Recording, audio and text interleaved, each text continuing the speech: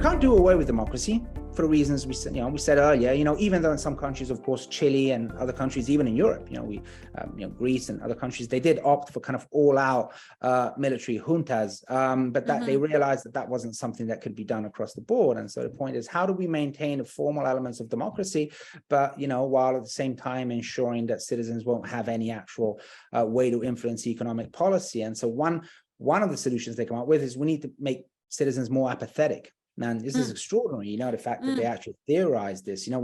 Now it's something that everyone complains about, or at least pretends to be worried about, the fact that, less and less people go to vote, there's less and less political participation, but this isn't something that happened by accident. This happened by design. I mean, they explicitly, worked in order to make people more apathetic and of course, do kind of, moving towards more majoritarian systems was one solution in some countries. And of course, how do you make your citizenry apathetic? Like, what would be one example of that?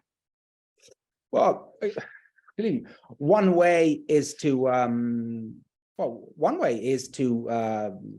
and that's another thing that began in that period, is to sort of kind of take away power from national governments, and by doing that, the idea was that people will slowly realize that, voting doesn't really matter that much anymore. And so, there won't be that kind of, hyperactive democracy, which, often, of course, even overflowed into kind of, almost quasi-revolutionary activity in some countries.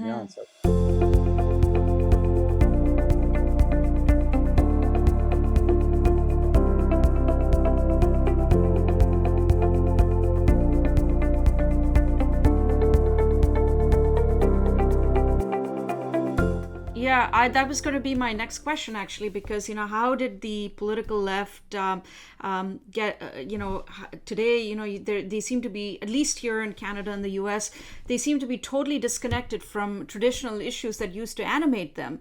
They become very pro-establishment, right? The unions here, for example, in Canada, completely went along with the government's draconian measures in response to the pandemic, including the vaccine mandates and lockdowns and so on and so forth.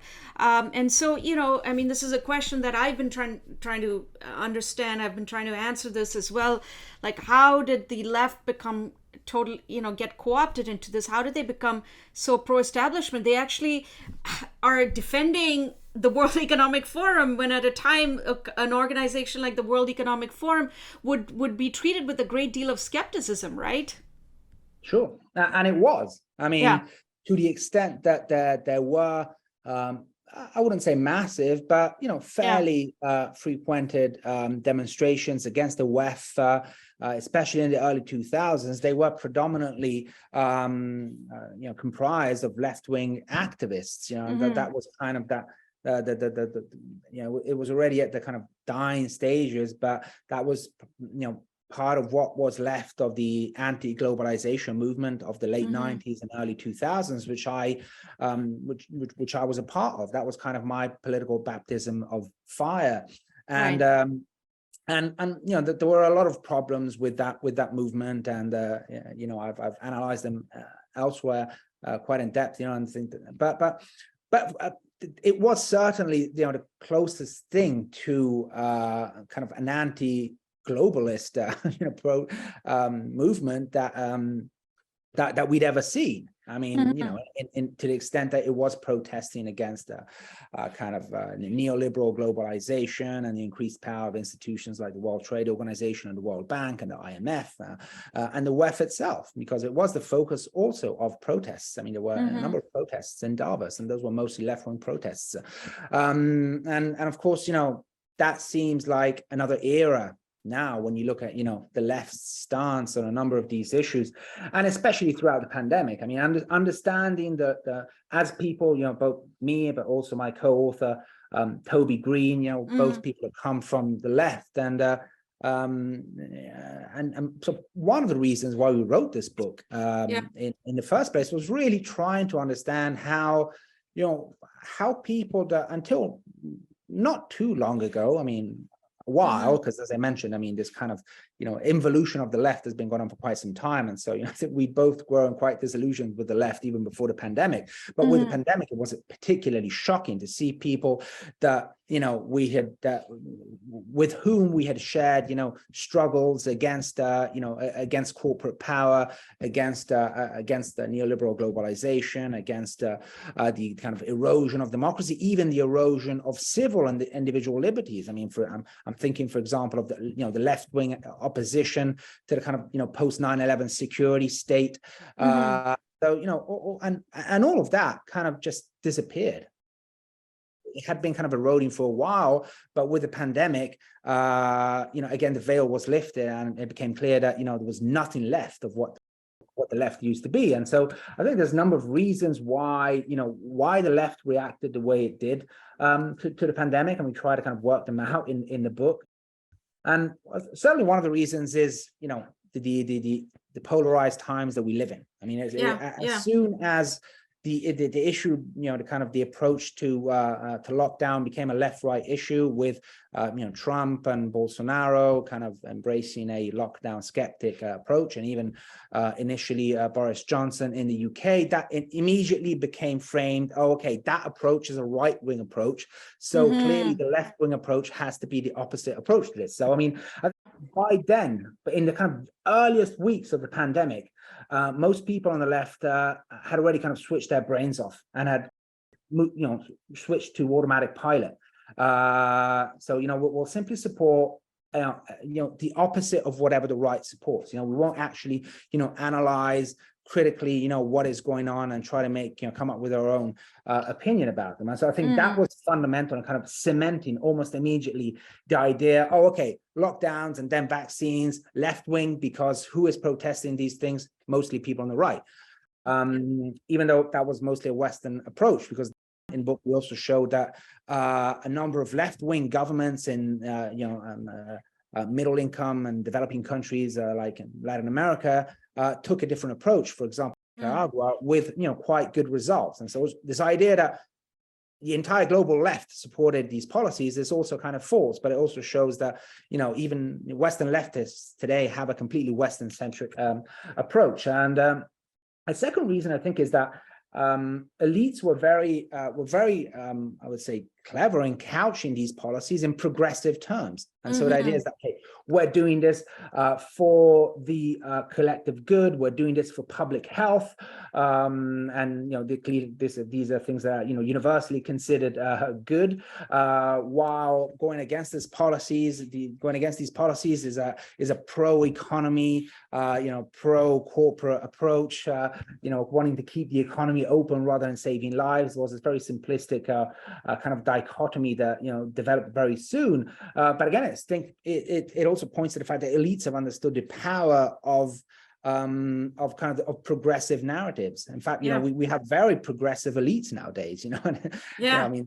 And I think that extends to wide we have what we have today is effectively a very woke capitalism, but because I think so we don't have the kind of conservative patriarchal capitalism that that a lot of people on the left weirdly kind of still think of as if that's what capitalism is nowadays. Capitalism is as woke as you can be nowadays, and that also explains why they went along with these policies, why they basically supported pretty much all the COVID measures. And I think and what's absurd is that, again, clearly they switched their brains off at some point, because if that position might have made some sense in the kind of early weeks, there was a lot of confusion. Again, confusion was deliberate because of this kind of propaganda onslaught, this kind of psychological warfare that was waged on the people. But it's understandable that at the beginning people were like, okay, maybe we need lockdowns.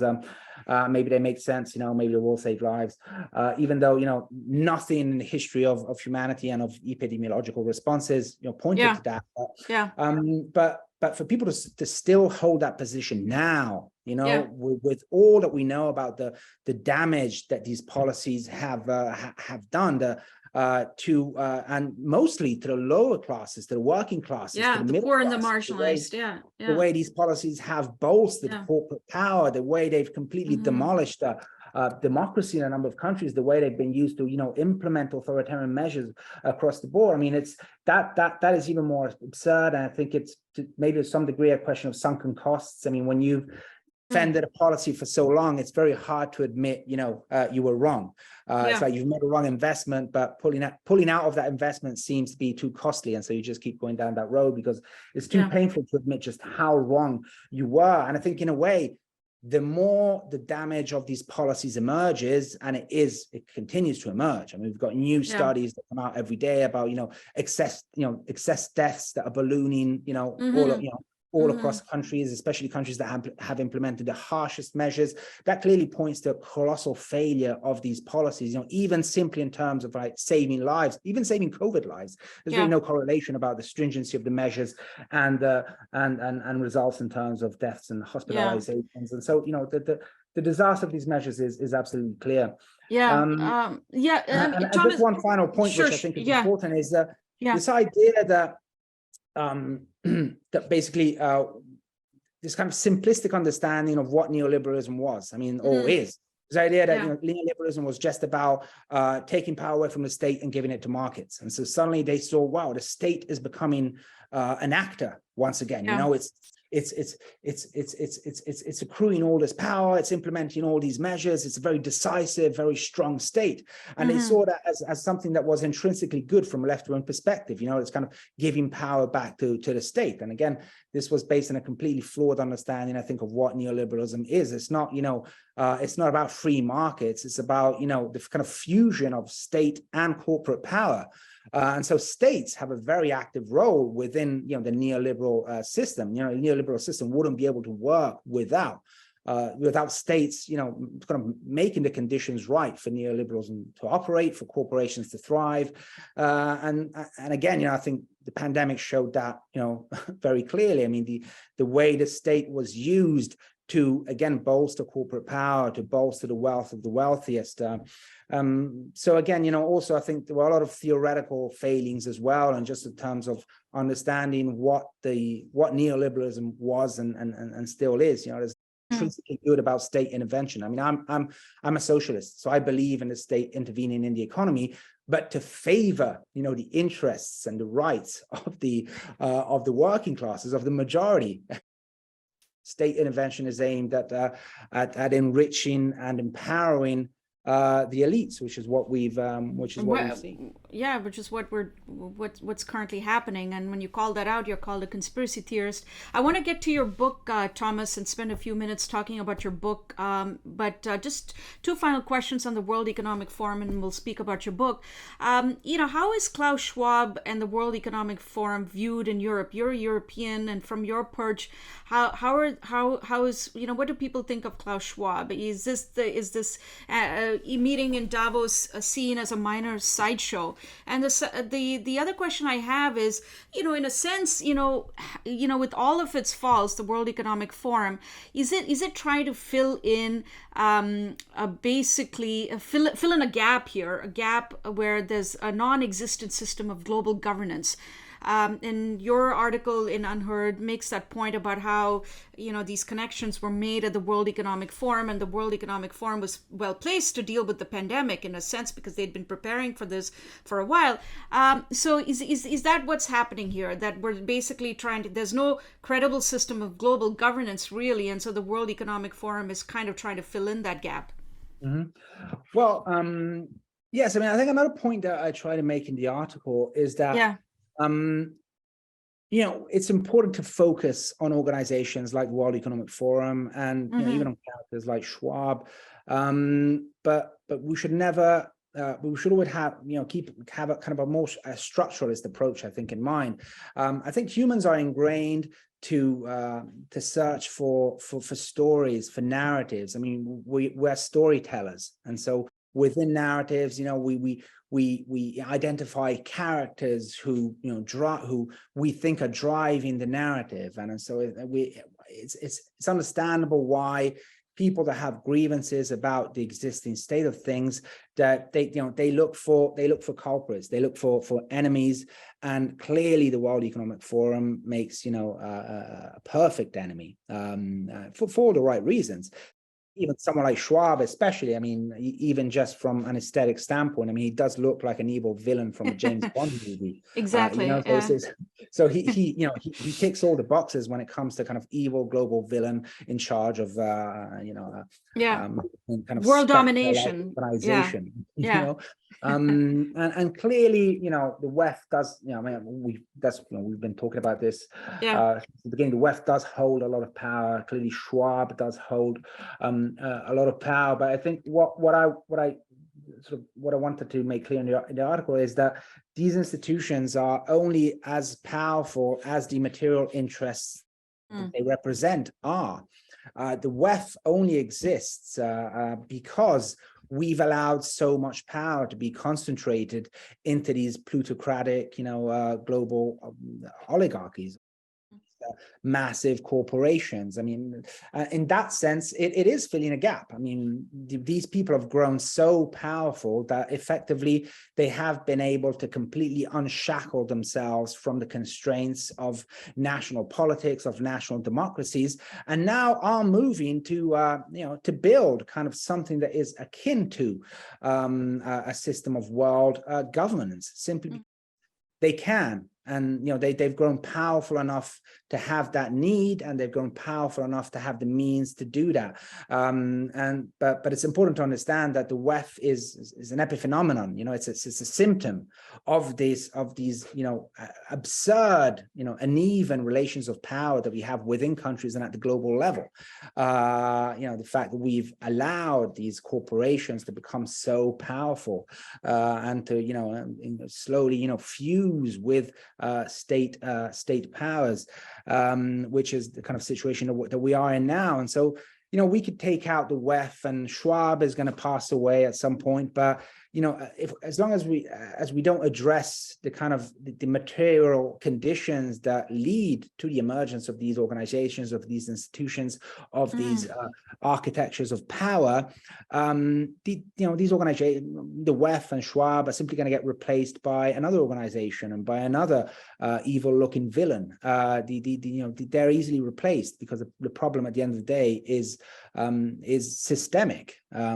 That, you know, I think that's really important to keep in mind, and of course it's more boring to focus on you know, on numbers and on data and on you know, statistics about, you know, levels of wealth concentration and so on. But this is really what it's about. I mean, the WEF is simply an expression of just how powerful these corporate elites have become. And so, in a way, yes, it is just filling a gap.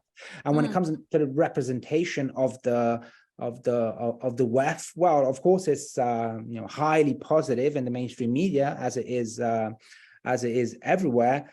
Yeah, because of, you know, due to the reasons that we've kind of tried to analyze together, it's mostly people today on the right that have, you know, that are, you know, are worried about these institutions. And so it depends who you talk to. I think most people would consider the WEF to be you know, but, you know, I mean, if not benign, I would say inevitable. I mean, there is a sense of resignation where, you know, these powers have become so big that, you know, well, what can we do about it, you know? And so, you know, better to just get on with our lives.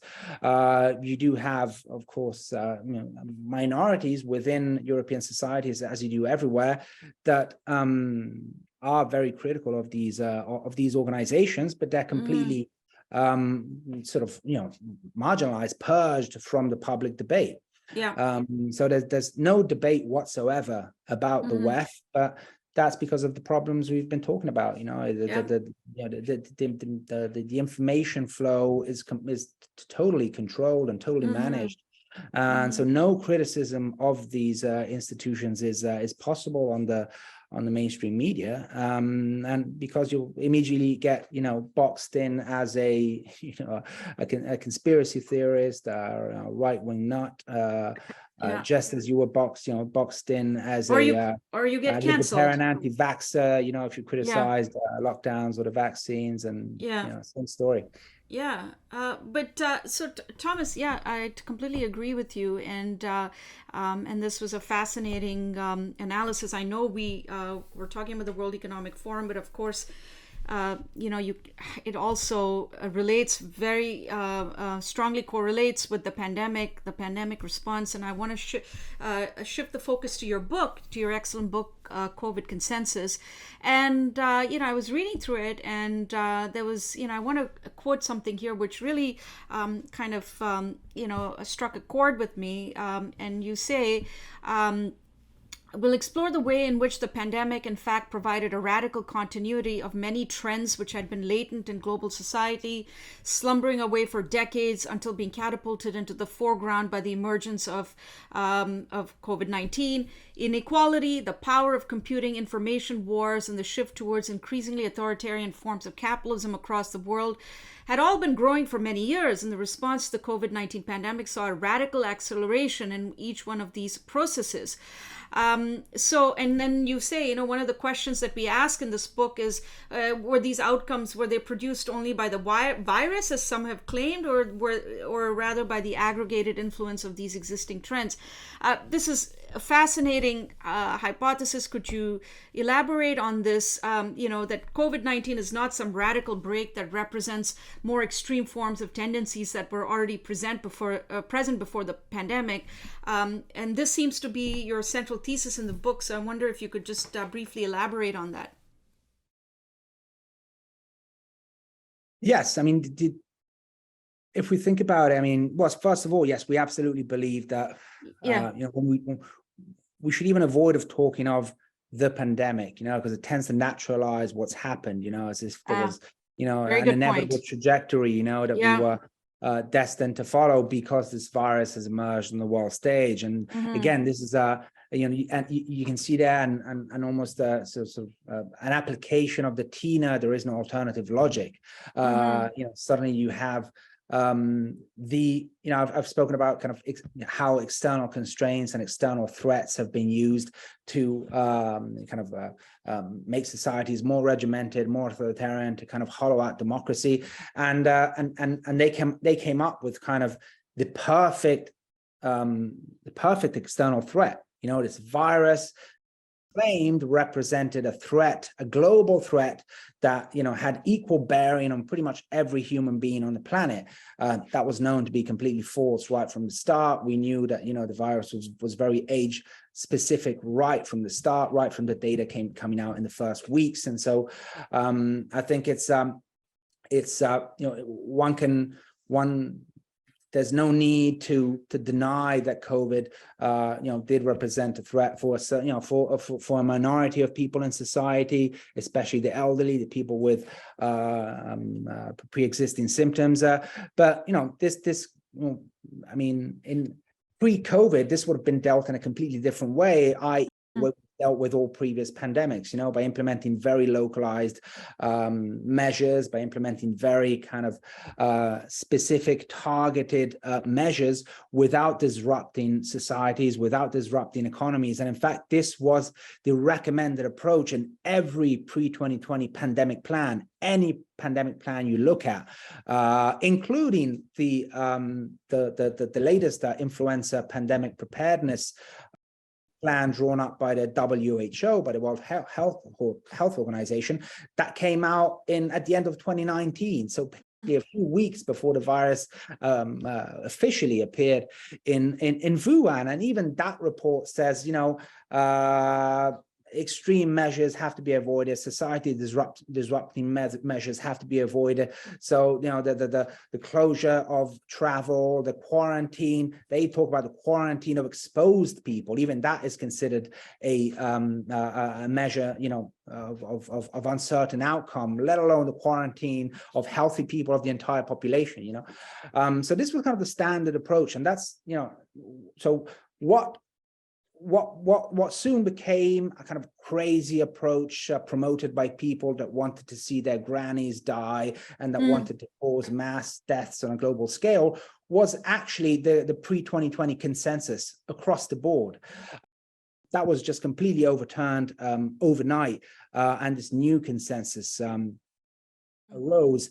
And so I think it's pretty clear that, everything that followed and all the disastrous consequences that we've seen, including kind of the high number of COVID deaths, aren't attributable to the virus itself, but to a large degree are attributable to the pandemic response.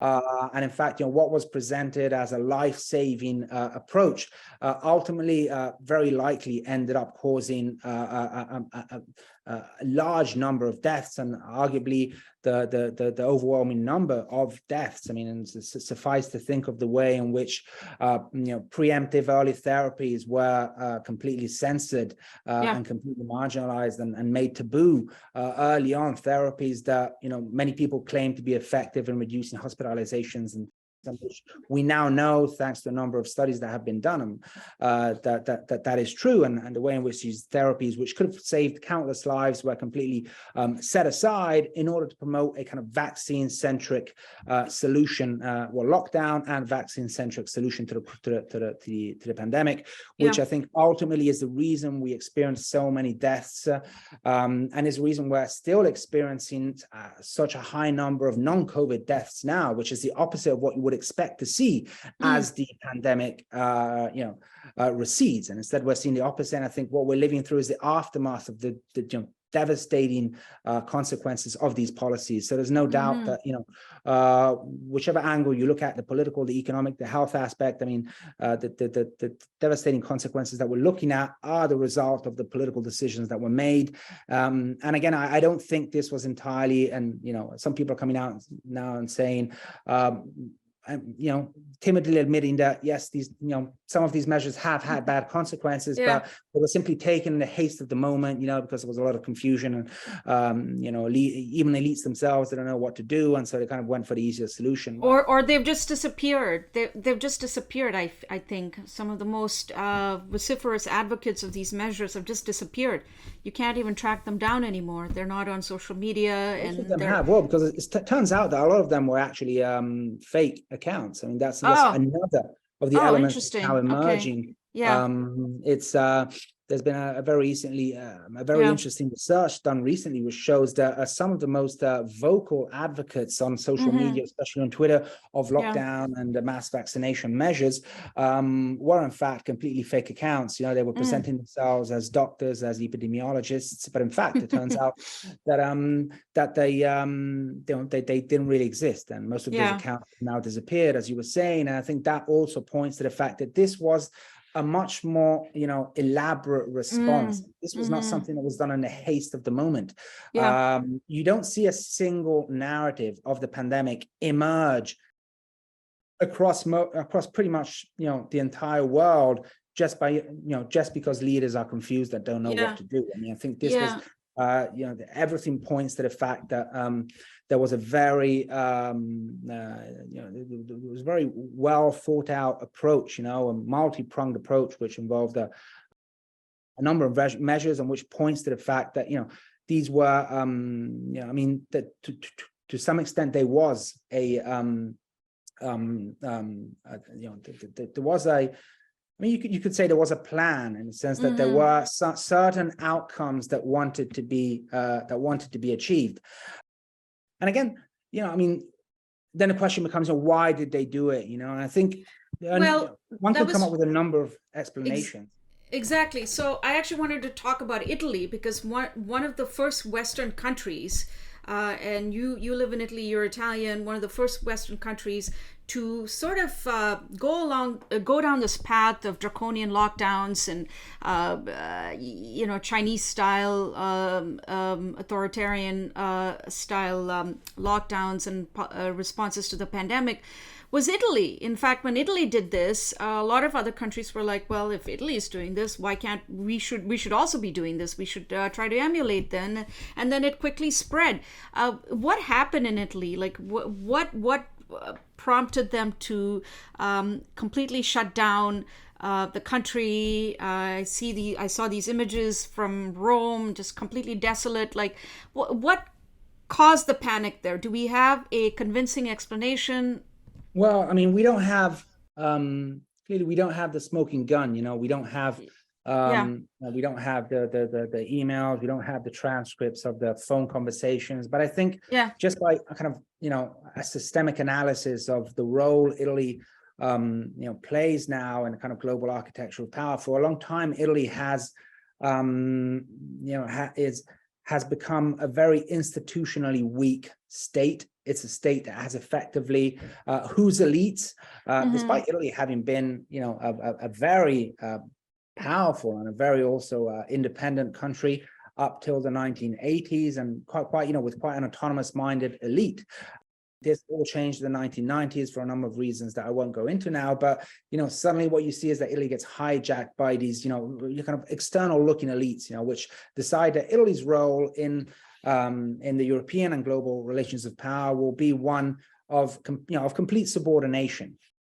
So, and that has made Italy a very a country whose elites are very sensible to external influence, to the influence of foreign powers, primarily, of course, the United States, of course, the institutions of the European Union. Italy is the most kind of obedient nation within the European Union when it comes to implementing their policies. And so I think if you wanted to identify a country that would, whose elites would be willing to take these completely unprecedented, extreme measures, I think Italy, would have proven to be a perfect candidate. I mean, I would have gone for Italy. I mean, I think Italy's elites are so weak, are so dependent on kind of external support, that they that they were a perfect target, I think, for this kind of operation. And so I think I have very few doubts about the fact that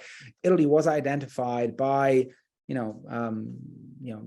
say the World Health Organization as the country that would have that would have been most likely to be able to convince to take these measures. That is, it's not a coincidence that Italy essentially goes into lockdown the day that the WHO declares a pandemic. Again, it's there's a number of coincidences, and that's not a decision that was taken, I think, on just like that on a whim. Clearly, I think they've been preparing it for some time, so I think this is really what happened, and then, as you say, it kind of snowballed from there, and again, maybe elites that wanted to maybe implement these measures, but were afraid that they would have encountered popular resistance, suddenly could point to Italy as a precedent. Suddenly became much more the notion of national lockdowns, which again had never existed up to that point, not even in China. This is a crucial point. Yes, China kind of inaugurated the lockdown approach, but that was very, it still was a very targeted approach. I mean, even the city of Wuhan and the wider region of Hubei, of course, China being a massive country, we're talking of 50-60 million people, but in relative terms, that's like 3% of the Chinese population. It's as if another country had locked down. It's as if Italy had locked down a single city like Rome or Milan. So this idea of locking down an entire country, that was completely unprecedented. And then, but again, that served to normalize this policy. And Italy, I think, was at the forefront of a number of pandemic measures, which kind of fits into this analysis of Italy kind of being a kind of experimental test ground. So Italy was effectively the first country to seriously introduce vaccine passes. And again, once Italy did it, it suddenly became more acceptable to do it in other countries as well. Italy is the country that took among the most extreme vaccine mandates in the world. It's one of the few, it was definitely the first country where, well, for example, healthcare, the mandate for healthcare workers was introduced, but it's also the first country that introduced a wider mandate for people over 50, for everyone over 50, without the vaccine, you couldn't work. And so Italy really proved to be a testing ground for a lot of these measures. And again, this doesn't fit with our usual understanding of, you would expect these measures maybe to be taken by particularly powerful governments. And I think instead it makes sense for the fact that these measures were initially taken by weaker governments, because governments that are more dependent on outside and external approval, external support than they are of the support of their own people, than they are of consensus. And again, this is another problem. I mean, the fact that nowadays for a lot of national politicians, I mean, national politics is kind of it's a stepping stone, to when their real career begins. And that could be the private sector, it could be the kind of international or supranational bureaucracy that's been created. But for a lot of these politicians, it's not a problem to go against the will of their people, because getting re-elected 10, 20 years down the road is not really what they aspire to. I mean, the big bucks come in for these people when their term of office ends and they move into the private sector, or they move into the kind of international bureaucracy. And so I think in this respect, Italy really was the perfect country where to test out these policies. And I think this is going to continue to be the case in the future. So everyone just look at what Italy is doing, because what happens in Italy one day is likely coming for you not too far. Well, I mean, I wouldn't complain if it's the food and the culture and and that sort of thing, but no more lockdowns. I think we've had enough of that. But Thomas, I don't want to take up too much of your time. I actually have like two other questions for you from your book. It's not really a question, but something I really liked from your book. You talk about how Western society has tried to cleanse itself from death. So death is not part of our daily lives as it's been with cultures throughout the ages, as it continues to be in many countries around the world, including where I originally come from, India. And you call it the bureaucratization of death. We put the elderly and the sick in hospices and hospitals, and that's it. That's where they die, and death has just basically not been part of our everyday lives here in the West. I think that's a very deeply philosophical point you made, and I just wanted to point that out to our readers. But one of the things final question that I have for you, you talk about the winners and losers of the pandemic. And who are the winners and losers in the pandemic according to you? Mm-hmm. Well, and also to hark back to your earlier question, which was how is this in continuity with previous policies? Again, this was all possible because all the right pieces were there. I think this is, and again, it wasn't a radical break with the past. I think if anything, it was a quantum leap. So what we saw was a kind of interstellar acceleration in a number of trends that had been going on for a number of times, in terms of Western societies and Western capitalism growing increasingly authoritarian, increasingly oligarchic, increasingly plutocratic. I mean, this has been going on for a lot of time. It's the reason why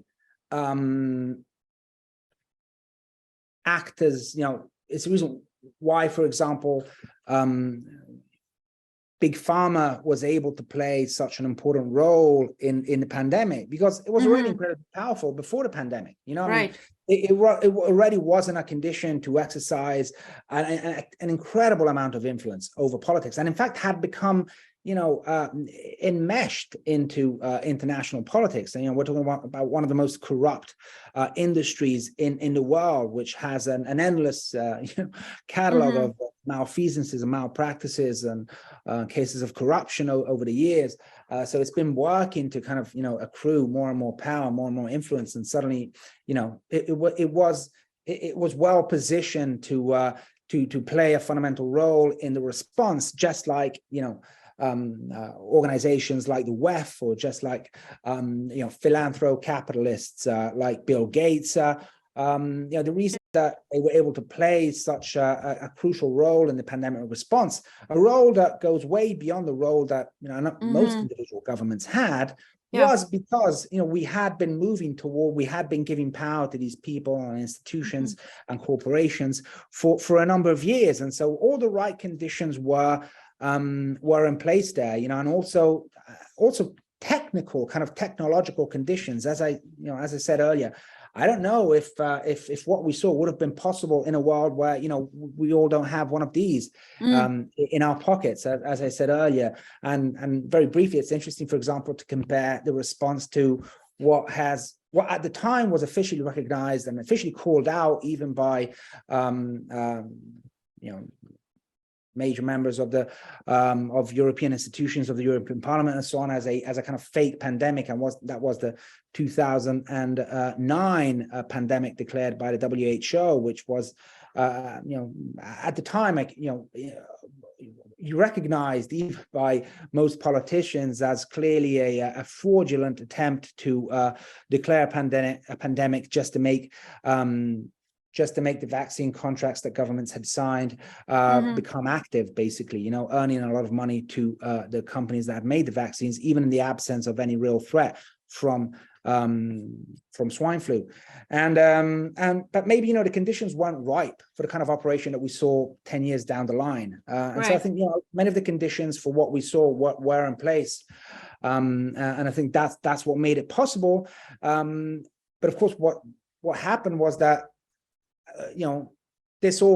all these elements became kind of multiplied times 1,000 with the pandemic. And so when we look at the winners, what we see the actors at the the kind of corporations at the pinnacle of Western capitalism, and today that is big tech, big pharma, which are then intertwined with big media, and all of these sectors ultimately are controlled by a very small number of financial institutions. So institutional investors such as BlackRock and Vanguard, I mean, they control a large amount of the shares of all the major companies, of all the major sectors. And so what we have is and what we saw throughout the pandemic was an increased consolidation between these various sectors. And in fact, we talk of the rise of the techno media pharma complex as a result of the pandemic. And what we saw was these corporations, so corporations in digital capitalism and pharmaceutical capitalism, making profits, I mean, almost unbelievable. I mean, unlike anything that's really that these, and we're talking about already the biggest sectors in the world. And yet in 2020, 2021, they made profits, beyond what they'd, ever dreamt of making before the pandemic. So clearly, clearly these actors benefited to a huge degree from the pandemic response. So obviously, we know how big tech benefited from, closing everyone at home and forcing everyone to live through their screen. And of course, it's far too obvious how big pharma benefited from the pandemic response. There's no need to go in detail into that now. And so what we've seen is an increased consolidation of these powers, and so clearly, I mean, that's one element, and those are the winners, obvious winners. So those are the most obvious winners, and then to one degree or another, the kind of even the political establishments obviously benefited from the fact of suddenly having carte blanche and being able to do whatever they wanted, all this control, be held accountable. That also gave rise to I mean, ludicrous levels of corruption. We know the amount of money that was created to respond to the pandemic, and much of that money we don't even know where it went. But I mean, what we know was that very, very little of that money went into our pockets, and it went into the pockets of the usual culprits. So clearly, political and economic elites benefited on so many levels, and clearly and also the supranational and globalist organizations that we've been talking of, they benefited hugely as well. Now there's increased talk of institutionalizing ever more powers in the hands of the World Health Organization, So giving the World Health Organization binding powers to kind of implement public health measures in national countries through international treaties and so on. So clearly, what we've seen, the globalist push that we've been talking about also gained a massive boost.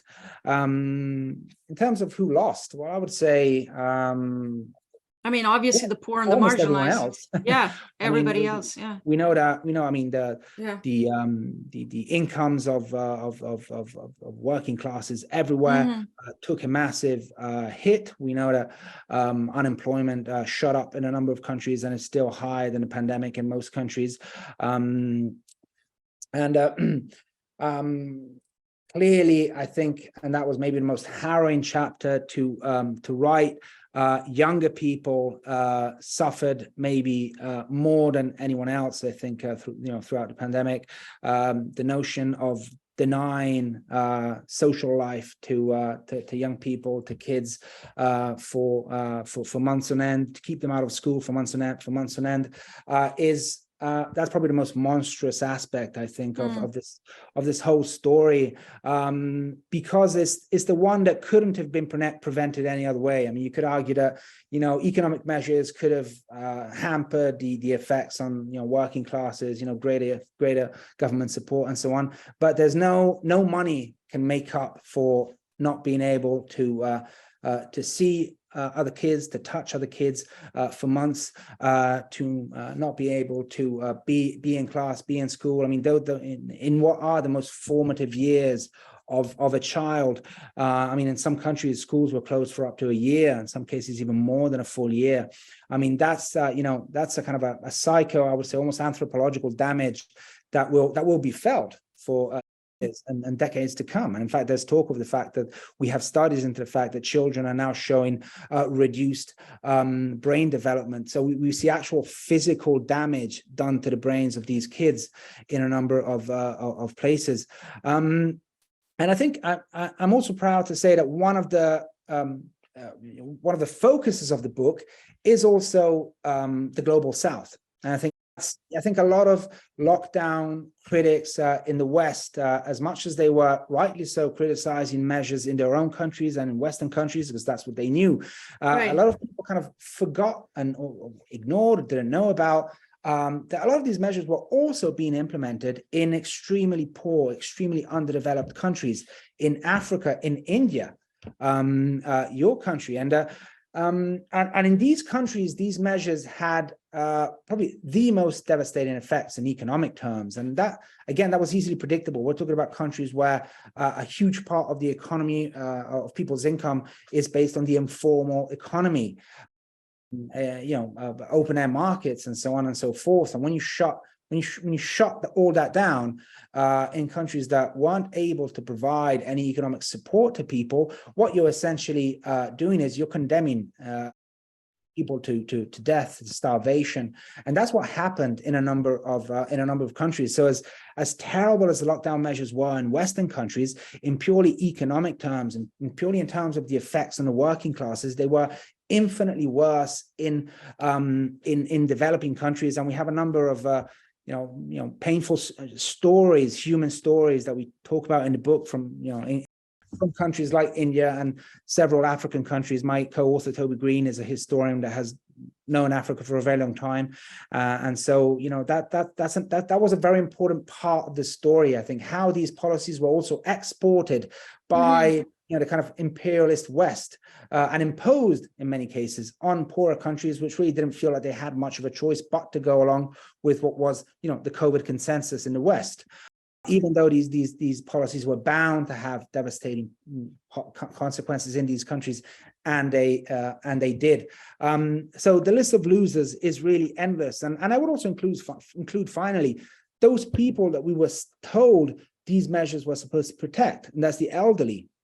I mean, what you were mentioning earlier, how we just shut these people away, and how we accepted the fact that in the name of maybe, hopefully, in most cases, not even that happened, prolonging their kind of, the number of days that they could stay alive, we condemned a lot of these people to, maybe living a bit longer. In a lot of cases, that wasn't the case. But even if it had been the case, the notion of that life is just about prolonging the time we're on this planet, and ignoring just how important it is, especially for elderly people, especially for people who are going through, what are the final moments, the final years on this planet, how important it is for them to to spend these moments with the people they love, with their families, with their loved ones, with their with their closest relatives, and they were denied that. I think that is also really something that almost makes you sick to the stomach. And we have videos of elderly people that were pining for some physical contact with their sons and daughters and nephews, and instead were forced to look at them through a computer screen or through a plastic through a piece of plastic. And again, that's just that's really just horrendous what happened.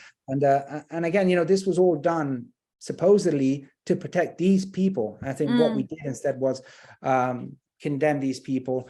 Well, not only we didn't really help them dying from COVID, or all the contrary. In fact, we know that the overwhelming number of COVID deaths in most Western countries happened in care homes, nursing homes, the places where all our efforts should have been focused on in truly implementing what for example, the authors of the Great Barrington Declaration focused protection. I mean, these are the people we had to protect, and instead, what we opted for was locking everyone down and completely forgetting about the people we were actually supposed to protect, a huge number of which died. So colossal failure on all levels. Well, Thomas, I know it's getting late where you are, and but this has been a real privilege to have you on the show to talk about not just your article in the World Economic Forum, which I urge people to read, but also your brilliant new book, which has received some great endorsements and some great reviews so far, and I urge people to pick up a copy of your book, and co-written with Toby Green. And listen, I really appreciate this very, very insightful conversation. Thank you for taking the time, and hopefully we've learned the right lessons from the pandemic, and hopefully more people read your book and realize the mistakes that were made, and that this never happens ever again. And I really thank you for being on the show, and I hope to have you here again. Well, thanks a lot, Rupa. It's been a lovely conversation, and yes, I would love to be back on your show. And yes, absolutely. I think what we should all work towards is avoiding that this ever happens again. It's been absolutely tragic, and all we can do is learn from the mistakes of the past, and that's what we hope to help people do with our book. Yeah, absolutely. Well, a real pleasure, Thomas, and have a great rest of your evening in Rome. Thanks a lot, Rupa. Thank you. Take care.